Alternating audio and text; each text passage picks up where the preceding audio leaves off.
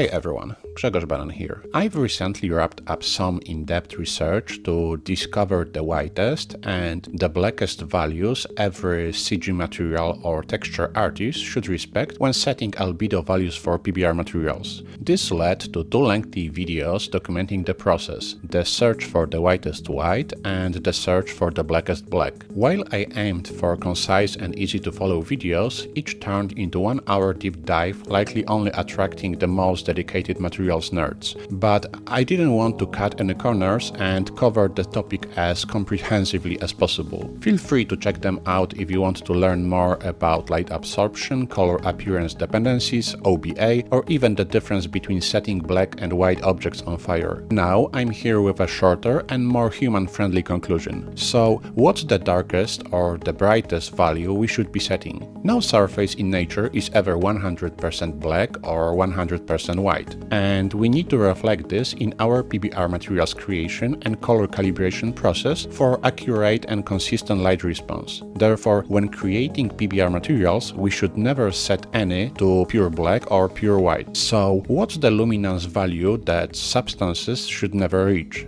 Unfortunately, there is no single value to validate luminance levels, and there is no single number I can give you. Blacks and whites differ based on the roughness level, substance structure, and even molecular composition. Therefore, the whitest and the blackest border values should be considered as a range, not fixed numbers. Based on my research, I have split this range into 3 key sub-ranges everyone can apply and follow: a safe range, an acceptable range, and an extreme range. Safe range covers luminance from sRGB 40 to sRGB 243. It includes most generic substances, including coal, black fabrics, generic black paints, white paper, white plastic or white flowers, but also the color checker's brightest and darkest swatches fall into this range. Acceptable range ranges from sRGB 20 to 250, and in addition to substances from the previous range, also includes less common, often artificially enhanced substances. These are, for example, the darkest and the brightest paints or fabrics, fresh black tarmacs, and the darkest hair. This is a range which is still fine to use when it comes to PBR materials creation, as long as we are mindful and aware when using the brightest and the darkest values here.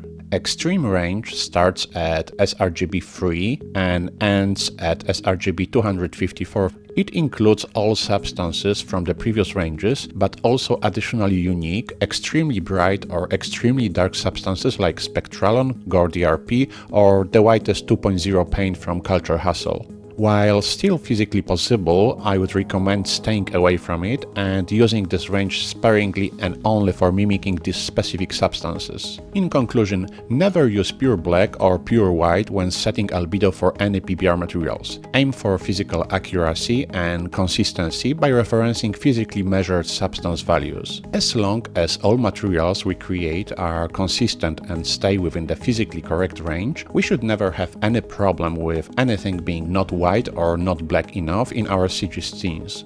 To make my own life easier, I developed a PBR Color Reference List. I've used it for many years in my everyday materials artist job and consider such a reference list as a must-have tool for everyone working with PBR materials. While this list is already fully functional, I never stopped working on it, as I want it to be the most reliable and comprehensive PBR Color Reference List anyone can get. Quality comes at price, and every single sale of this PBR reference list really matters. It helps to co-fund my research, purchase more samples, and keep this channel alive. There's still a lot left to cover, but funding has become a serious bottleneck for me. So, really big thanks to everyone who already purchased this list. I wouldn't be able to make it without your support. For those who would like to get their own copy, I will drop a link to the list in this video description. If you like this type of content in this shorter form and would like to see even more like this one, please leave the thumbs up, drop a comment and subscribe to my channel. I would also appreciate any video reshares if you believe that this video deserves a larger audience. Thanks to all of you who did it already, as it really makes the difference and keeps this channel alive. So, until next time, stay curious and keep creating.